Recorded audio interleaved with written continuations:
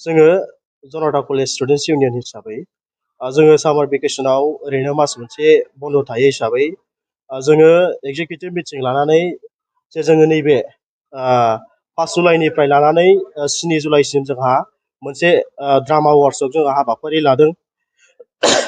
बे हाबाफारिखौ जोङो जोंनिनो फरायसालिमानि गोरायुं सार डक्टर सुबुं बसुमतारी आरो माखासे प्रफेसारफोरनि साजेसनाव जोङो लादों। जोङो साजेसन लादों, जोङो सोंदों जे बिथांमोना माने गोबां पजिटिभ बाथ्राफोर बुंदों।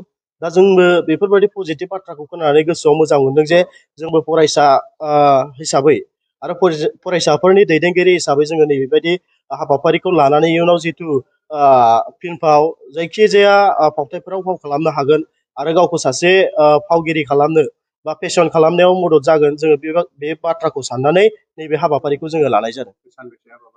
जोङो बे हाबाफारिखौ 5 जुलाइनिफ्राय लानानै 7 जुलाइसिम जोङो लादों।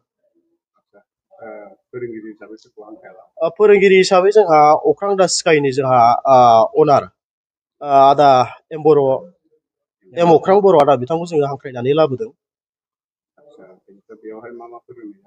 बेवहाय जोंहा दङ फावथाय थाबाय, ओमफ्राय स्क्रिप्ट राइटार, बिदिनो माखासे मोननै मोनथामसो आयदाफोरखौ लानानै जोङो लानाय जादों। फरायसाफोराथ' खुब मोजाङै एटेन्ड खालामदों। जोङो इनभाइट खालामदों आरो फरायसाफोरनि जोंनि फरायसालिमायाव फरायनायनि अनगायैबो गुबुननि फरायसालिफोरनि फरायसाफोराबो बेवहाय सोलोंफैनो हानायनि जोङो खाबुखौ जोङो पस्टाराव लागायनानै होनाय जादों। औ, फैनो हागोन। जोङो पस्टाराव सिगाङावनो जोंनो कन्टेक्ट नाम्बारखौ होनाय दंखायो। डाइरेक्ट कन्टेक्ट खालामनानै नैबे जनता फरायसालिमानि अडिट'रियाम हलाव जोङो नैबे हाबाफारिखौ मावफुंदों, जितु बेवहाय फैनानै जइन खालामफैनो हायो। कन्टेक्ट नाम्बार बुंनो हागोन।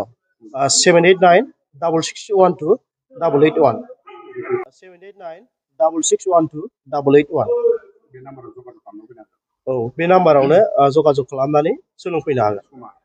समा जोंहा फुंनि 10 बाजिनिफ्राय लानानै बेलासिनि 3 रिंगासिमाव जोङो लानाय जादों।